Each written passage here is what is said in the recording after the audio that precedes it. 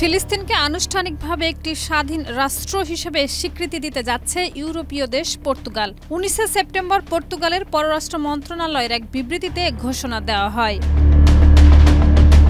বিবৃতিতে জানানো হয়, জাতিসংঘের আগামী সপ্তাহে অনুষ্ঠিত সাধারণ অধিবেশনের আগেই ফিলিস্তিনকে রাষ্ট্র হিসেবে স্বীকৃতি দেওয়া হবে।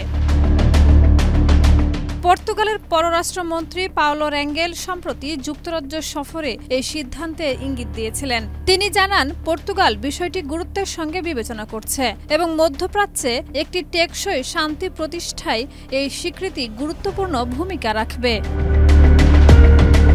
এর আগে 2024 সালের মে মাসে ফিলিস্তিনকে রাষ্ট্র হিসেবে স্বীকৃতি দিয়েছিল স্পেন, আয়ারল্যান্ড এবং নরওয়ে।